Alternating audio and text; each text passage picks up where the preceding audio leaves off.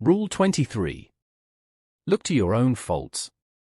Is your partner perfect, then? Mine isn't.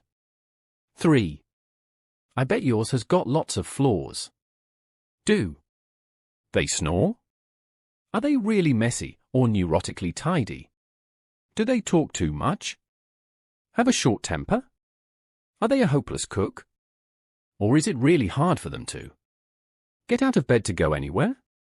Do they always interrupt when you're talking, or do they spend too much time at work? That's partners for you. They always have their share of faults. You just have to live with it, I guess. I know. You've tried talking to them about it. Explained how difficult it is to live with, asked them to do something about it. Maybe they've tried, but they're obviously not trying hard enough. Maybe they did for a while and now they've slipped back into their old ways. It's always the same old story, whoever you ask. There's never any shortage of characteristics to moan about. But wait a minute. If that's true of all partners, that means it's true of you and me, too. Yes, that's right, you and I are just as guilty as our partners. There are all those things they tell us irritate them. Do we do anything about it? Of course. We don't, because they're being unreasonable, asking us to change our personalities. If they don't like us the way we are, tough.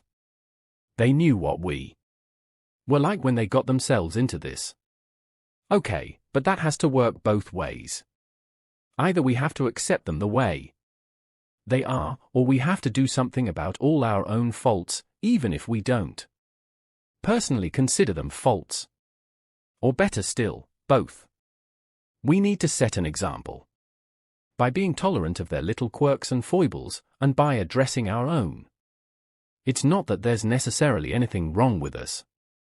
Maybe it's perfectly okay to be messy, justified to be grumpy, understandable to be too preoccupied to listen at times. Except it's not okay if it upsets our partner. We want them to be happy, so we need to do our best to tone down those traits that irritate them. Of course, we can't change our personalities, and if they love us, that's not what they're asking. But hey, maybe it wouldn't hurt to hang up the odd towel instead of dropping it on the floor. Or to make a bit more effort to listen if they're clearly upset. Or to get out and do the shopping a bit more often.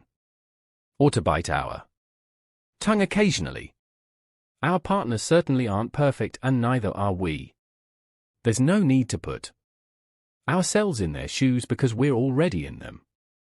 Maybe a bit more ourselves in their shoes because we're already in them. Maybe a bit more tolerance and a bit less throwing the first stone is what's needed here. Our partners certainly aren't perfect, and neither are we.